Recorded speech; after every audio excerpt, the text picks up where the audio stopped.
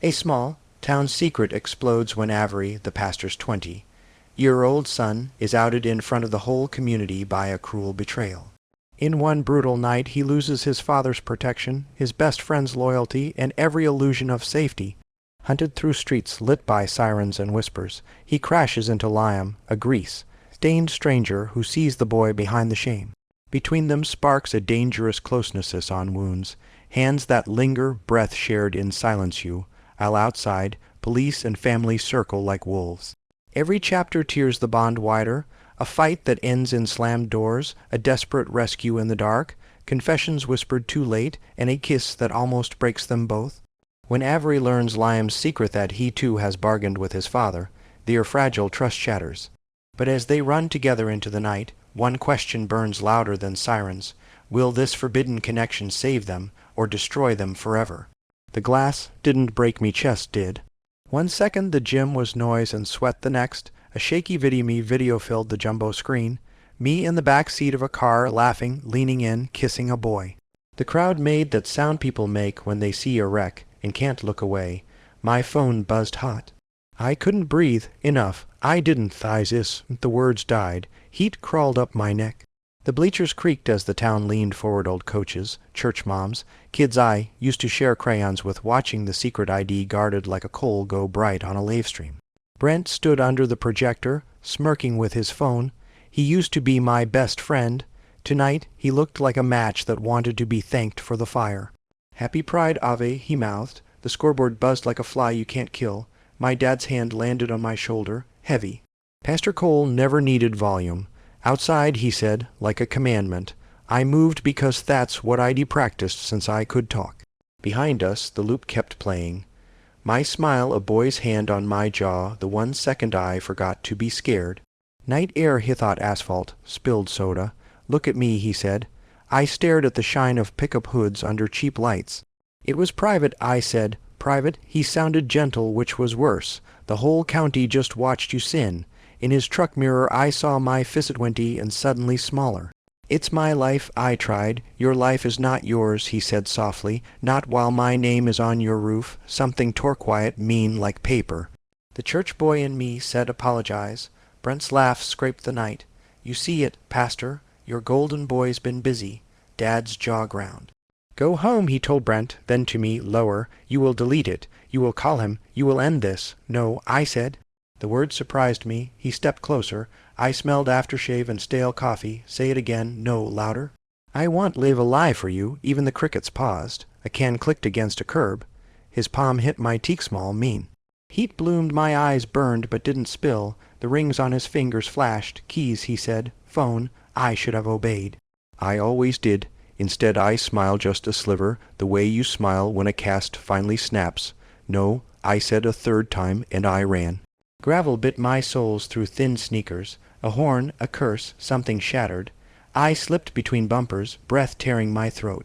If I looked back, I'd stop. If I stopped, I'd beg. McGulth boy from the video texted a cyclone of blue. I didn't open them. We weren't love, we were a door I'd cracked and Brent had kicked off its hinges. I cut behind the feed store and jumped the chain link. Blood slicked my palms, a dog barked itself hoarse. Porch lights snapped on, trucks idled, the single siren our county owns wound up its lonely wail. I ran until the pavement hiccuped into gravel and the stars went loud. At the edge of town, the 24-hour gas station hummed like a tired heart. Light spilled over moth-choked air. I ducked behind the ice freezer, cheek throbbing in time with the fluorescence. In the glass I saw a kid who looked like me and also like someone I didn't know yet. Boots scuffed. You good, man? A guy asked, outlined in flicker. My age maybe 20, dark hair damp at his temples. Grease, smudged work shirt with a stitched name I couldn't read. His eyes slid over my cheek, my bloody hands, the shake I couldn't hide. Fine, I lied. He held the door with his hip. You want ice for that. The siren swelled. A 4. Box security teeth blinked. Pumps, aisles, counter, alley. In the alley square, headlights swung slow, hunting. You're not fine, he said, softer. Come on. I followed the stranger into the cooler's blue light. Cold slapped my skin. The door thumped out the heat and noise. He pressed a bag of ice to my cheek with careful fingers. I swallowed a sound I didn't recognize. Liam, he said. You don't have to tell me your name. Avery, I said. The siren Dopplered past, then stalled, deciding. You got somewhere to be, Avery. Not anymore. A walkie crackled at the register. A voice said my dad's name. Another said mine. The ice burned, the cold moved into bone. Liam's hand didn't move. Okay, he said, glancing at the door. If you need 10 minutes to disappear, I can help. Why, he hesitated then, because I know that slap, and because you said no 3 times. The walkie crackled, checked the back. Liam's eyes found mine dark, steady. Door in the stockroom, he whispered. When I cough, go. He let the cooler door swing. Out at the counter he laughed at something the clerk said. I waited with every nerve pulled thin as wire. His cough was small, bitten off. I moved. Rubber and rain filled the stockroom. A red exit sign glowed like a dare. I hit the bar. Outside, a rotating patrol light painted the alley blue. Where is he? A voice called. I slipped into the dark and pulled the door soft behind me. The patrol car idled at the mouth of the alley. Across the lane, a garage door stood half open, a rectangle of shadow cut with a strip of warm light. I ran, my shoulder slid through, jacket snagging on raw metal. I landed on concrete that smelled like oil and rain.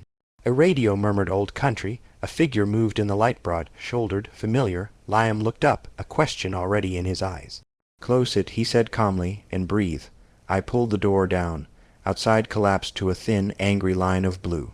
I stood there shaking, ice melting in my fist, a stranger 2 steps away, and the sound of my name on a cop's radio threading the air like a curse I didn't have to answer yet.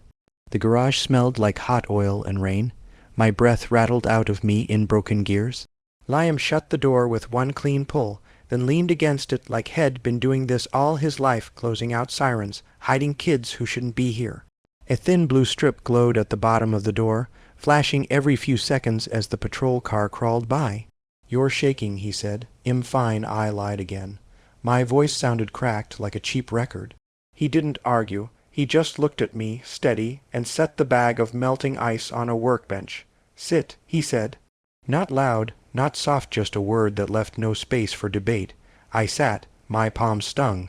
Blood smeared faint on the edge of the stool, proof that the fence had bitten me harder than I realized. He disappeared into a side room and came back with a rag that smelled like bleach and gasoline. This'll sting, he warned. Already does, I muttered, but when the rag touched my skin, fire chased through the cuts. I hissed and jerked. He caught my wrist before I could pull away. His grip wasn't rough, but it anchored me. Hold still, he said. His thumb pressed just enough to keep me there. For the first time all night, my shaking slowed. Silence settled in with the hum of a radio somewhere deeper in the shop. An old country song, scratchy, about leaving someone you love. I stared at his shirth name patch read lie, M in blue thread. Grease streaks marked the fabric, like maps to places I'd never get to see. Why are you helping me? I asked. He studied the cut across my palm, not my eyes, because you look like someone no one's helping. I swallowed hard. That obvious, he glanced up. His eyes were dark, steady, like they'd been through things that had burned the shine off.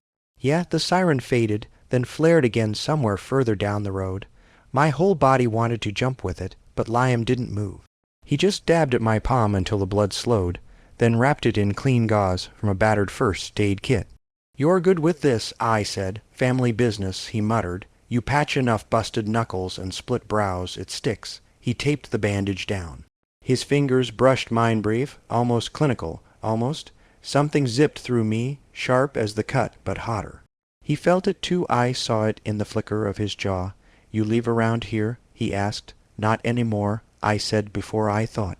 His head tilted. What's that mean? It means if I go home, I want have a home. He didn't push. He leaned back against the bench, arms crossed, looking like a guy I'd heard worse. You need somewhere to crash. You'll figure it out, I said fast. Pride tasted like rust, but it kept me from breaking. You got cash car, friend who wants sell you out, my silence answered. The truth was no, no, and no. His sigh came heavy. Then you don't have much to figure with. I hated how right he was. The weight of everything pressed down me father's voice like a curse, Brent's laugh, Muggle's useless apologies. The town would be chewing my name like gristle by morning. I pictured church pews filled with whispers. Kids at lockers pulling up the clip on repeat. Look, Liam said, I'm not here to save you. I've got my own mess. But if you stay in this shop till morning, nobody will bother you. I met his eyes. And then you decide if you keep running. The offer was bare, but it carried something I hadn't had all night choice. I leaned forward, elbows on my knees, my cheek throbbed. The ice had melted to water, dripping from my fingers onto the floor. You don't even know me, he shrugged. Don't need to. I saw enough. The words landed heavier than they should. He didn't know my past, my mistakes, the things I wanted and hated myself for wanting, but had seen me broken in real time, and he hadn't flinched. A car passed outside, bass rattling the glass. We froze until it faded. Liam pushed off the bench and walked to the garage door, checked the crack of light. Clear, he said, for now. When he turned back, our eyes locked longer than necessary. My chest burned with questions I didn't know how to ask. Why do you look at me like that? I whispered before I could stop myself. He didn't blink. Like what? Like I'm real. He didn't answer. He just set the rag aside and started wiping grease from his hands, but I caught the twitch of his mouth, the almost, smile he tried to hide. I should have stayed quiet. Instead I asked, what if they find me here? Then we both get in trouble, and you're okay with that? He shrugged again. Depends how much trouble. My laugh cracked in half. You're crazy. Maybe, he said, but you needed someone tonight. He was right, and that terrified me more than the sirens. We sat in the heavy quiet. Outside, the night hummed with engines and insects. Inside, the air thickened with something I couldn't name yet, but already knew I'd chase. The storm had slowed to a drizzle by the time silence settled in the garage. Oil and rain thickened the air, mixing with the faint scent of lemon from the rag Liam had left on the bench. My whole body buzzed like I'd swallowed the siren, but now there was no sound outside, only the quiet hum of a radio and the thud of my pulse. You should rest, he said. I can't, I admitted. The stool creaked under me, not with everything still loud. His gaze lingered. Then lie down anyway. Sometimes that's all you can do. He motioned toward a beat-up couch shoved against the wall. I hesitated, then crossed the space, each step louder in my head than in the room. I sank into the cushions, and dust puffed up like ghosts. Liam dropped on to a chair across from me, stretching his legs, watching me without asking permission. For a minute nothing happened. The radio fizzled between stations. I stared at the water stain on the ceiling, pretending not to feel his eyes on me. But then his voice cut through. Who was he? I froze. What? The guy in the video? Muggle, I said finally, the name sour. We weren't at waste and real, just stupid. He studied me, jaw tight. Didn't look stupid. Heat crawled up my face. You sound like my dad. I don't, he said quickly, almost sharp. Then softer, I'm not judging, just asking. The air thickened again, stretched between us. His eyes flicked to my cheek, then down to my hands, wrapped in his gauze. When his gaze came back, it carried weight like he was measuring if I'd break or not. I shifted, pulling the blanket over myself. You don't have to babysit me, I muttered. He leaned forward, elbows on his knees. I'm making sure you don't bleed out on my couch. A laugh escaped me, weak but real, romantic. His mouth twitched. Don't get ideas. But the warning didn't land the way he wanted. Because the space between us was smaller than it should have been, the couch cushions dipping under my weight, his boots planted close enough that if I stretched my legs, they'd touch. And the thought of that contact, it made my stomach tighten. He reached for the ice bag, now slushy, and pressed it against my cheek again. His fingers brushed my jaw, steadier this time, lingering just a fraction too long. I felt it everywhere. You're burning up, he murmured. So are you, I said before I could swallow it. His hand stilled. Our eyes locked. For a moment, the room shrank to nothing but breath and heartbeat. His thumb shifted, tracing lightly across the edge of my bandage. Every nerve screamed forward. Then he pulled back, fast, like head touched fire. He stood, grabbing the rag, pretending to find something to do. Get some sleep, he said, voice rougher than before. I lay down, the blanket scratchy, my body alive with what didn't happen. I closed my eyes, but I wasn't sleeping, not with the echo of his touch burning through my skin, not with the weight of his silence. Somewhere in the dark I heard his chair creak again. I opened my eyes just enough to catch it, Liam still watching me, unmoving, like he was daring himself not to cross the distance. And I knew then the distance wouldn't hold forever. Morning came gray through the high garage windows, turning the oil stains silver. I woke on the couch with a stiff neck and the ghost of Liam's eyes still on me. For a second it felt almost safe-like the night before had been a fever dream. But then the sound of voices outside shattered it. Check every station, every shop, a man barked. My father's voice. I froze. Liam stepped out of the office with coffee, saw my face, then heard it too. His jaw tightened. He set the mug down without drinking. "They are still looking," I whispered. "Of course they are," he said. His tone was clipped. "You didn't think it ended last night, did you?" Something sharp slid under my ribs. "You sound annoyed." He looked at me then, eyes narrowed. "Maybe I am. You brought heat into my shop. Cops roll through here, ask questions. I don't need that." The words landed harder than they should have. I pushed the blanket off and stood dizzy. "So what? You regret helping me?" He didn't answer right away, just stared at the floor like the oil stains had secrets. "I don't regret it," he said finally. "But I didn't sign up to hide some pastor's runaway son either. The mention of my father snapped something." "Don't say it like that. Like him a problem you accidentally picked up. You think I don't know problems when I see them." His voice rose rough. "I've spent years cleaning up other people's disasters. You show up bleeding, cops outside, and I'm supposed to pretend this is simple." I clenched my fists, the bandages biting my skin. "I didn't ask you to save me." "No," he shot back. "But you wanted me to anyway." The silence after cut sharper than shouting. He wasn't wrong, and that stung worse. I turned toward the door, ready to leave, pride choking me, but then my phone buzzed in my pocket. Oh, I hadn't thrown it away. A new message flashed on the cracked screen, a photo. My father standing in church, holding up a printed still of the video. Underneath, "Bring him home." My stomach flipped. Liam glanced at the glow, then back at me. "What is that?" "Nothing." I shoved it away. He stepped closer fast. "Don't lie." I said it's nothing. My voice cracked. His hand caught my wrist. Not hard, but enough to stop me from walking. The touch sent a shiver through me, but anger swallowed it. "Let go." His eyes searched mine. "If you keep secrets, I can't help you." "Then don't." I yanked free. "Maybe you were right. I did want saving, but not if it means being your charity case." The words hung ugly and bare. Liam's jaw flexed, like he wanted to say something that might fix it, but instead he stepped back, hands falling useless to his sides. "Then go," he said quietly. The garage door chain rattled as he pulled it open. Morning light poured in, harsh and unforgiving. Dust swirled between us. I stood frozen, heart in my throat. A part of me wanted to apologize, to close the gap head open. But pride and fear held me still, so I walked past him, out into the raw daylight, without looking back. The door clanged shut behind me, the sound final as a slammed coffin, and for the first time since last night, the silence didn't feel like safety. It felt like the start of something I couldn't take back. The sun burned too bright when I left the garage. My skin still carried Liam's touch, but his words echoed louder. "Then go." The street stretched empty, every window watching. My sneakers slapped the pavement, thin soles grinding pebbles into my feet. I walked without knowing where, turning corners until the shop was gone. My cheek ached, my palms itched under the gauze, and my pride throbbed worse than either. The morning smelled like cut grass and gasoline. Every lawnmower, every open door, felt like a mouth whispering my name. By noon, the heat gnawed at me.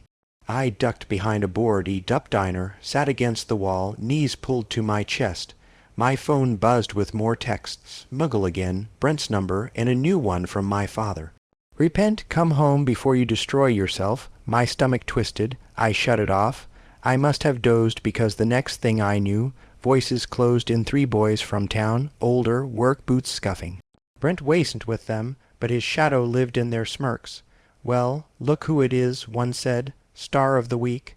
I tried to stand. My legs shook. "Leave me alone. Relax. We just want a picture." His phone came up like a weapon. Something inside me snapped. I shoved past, but one grabbed my arm. Pain lanced my cut hand. I yelped. They laughed. The sound was cruel and easy, like breaking glass. Then another voice sliced through. "Let him go, Liam." He strode in from the street, eyes flat, jaw set. The boys froze a second, then scoffed. "Who's this, your boyfriend?" "Yeah," Liam said. Low, calm. "And if you don't want a problem, you'll walk." The silence that followed cracked sharp. The boys muttered, shoved each other, then backed off with fake laughs. My pulse hammered. Liam didn't move until they vanished around the corner. Only then did he look at me. You're bleeding through again. Shame scorched hotter than the sun. I told you not to follow. You didn't tell me anything, he said. He pulled me upright, steadied me with a hand under my elbow. Come on. I wanted to fight, but my legs betrayed me, carrying me with him back toward the edge of town. He didn't speak until we reached a shuttered gas station, its canopy casting shade. We slipped inside the back through a broken door, dust motes swirling in the dark. He found bottled water in a vending fridge, cracked one open, handed it to me. My throat worked like sandpaper as I drank. He crouched, pulled at the bandage on my palm. You're reckless, he said. You're bossy, I shot back. His mouth twitched, but his hands were gentle, unwrapping the soaked gauze, cleaning the cut with water. His fingers brushed mine, steady but slow, as if testing a line he wasn't ready to cross. You scare me, I whispered. Why, because you look at me like I matter. That silenced him. He pressed new gauze to my palm, taped it firm, then finally met my eyes. We were too close, his breath warm, his shirt damp with sweat. My heartbeat pounded so loud I was sure he felt it through the air. You do matter, he said. The words landed heavier than his grip. For a moment we hovered at the edge. His gaze dipped to my lips, mine to his. The distance shrank to nothing but a choice. Then the sound of tires crunched outside. A car door slammed, voices, we froze. Liam pulled me behind the vending machine. Through a crack I saw uniforms 12 cops, flashlights slicing shadows. One spoke my name into a radio. My chest clamped. Liam's hand pressed against mine, pinning me quiet. His thumb brushed unconsciously against my skin-soft, protective. We stayed like that, bodies folded close, until the voices drifted past and the engine faded. When the silence returned, I realized I was still holding him. Neither of us let go right away. See, he murmured. Reckless, I huffed a laugh that shook. You're not much safer. Finally, he pulled back, eyes sharp. They won't stop, you know that. I know. My throat closed, so what happens now? He looked away toward the door. Now you decide if you trust me. The words trembled between us, heavier than a kiss, sharper than a fight. But before I could answer, my phone buzzed again in my pocket. Against all sense I looked, the message glowed, we know where you are. The blood drained from my face. Liam saw it. His jaw clenched. Who sent that? My father, I whispered. The silence that followed felt like a trapdoor opening under both of us. We hid in the back room until the message stopped burning in my palm. We know where you are.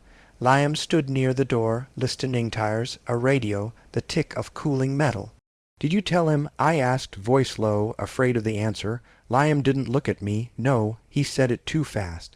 My stomach folded. Then how does he know? Your phone, he said, still watching the slit of light under the door. You turned it on. ID checked the text, and the network had done the rest. I wanted to believe him. But the message had arrived too clean, too certain, like a hand on the knob. Headlights washed the doorway. We froze. Footsteps crunched outside. A knuckle rapped the metal. Avery, my father, called even. Son, open up. The word son hit like an old bruise. Liam's jaw locked. Daunt, he mouthed. Another voice joined, lazy with victory. Brent, Pastor, the back door's stuck. Want me to step away, my father said.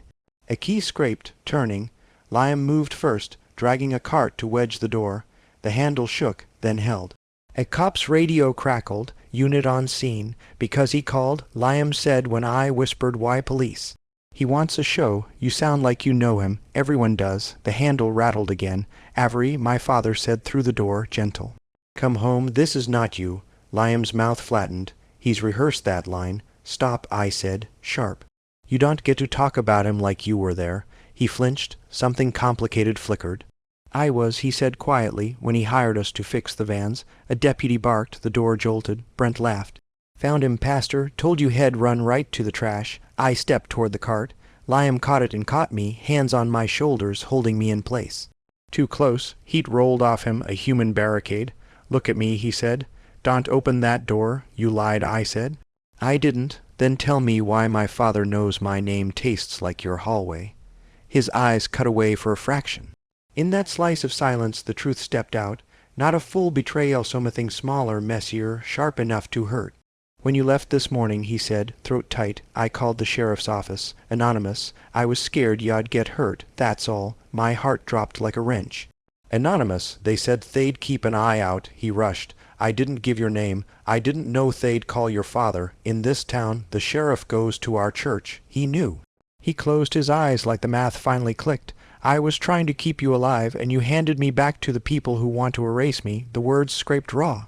Congratulations. He gripped my shoulders harder, a plea disguised as restraint. Hate me later. Survive now. The bolt screamed. A screw pinged to the floor. Avery, my father called, gentleness thinning, last warning. Something in me broke loose. "Im not your shame," I shouted. "Im your son." Silence fell like dust. Liam's breath hitched. "We have to move." He tugged me toward an interior door, deeper into the station.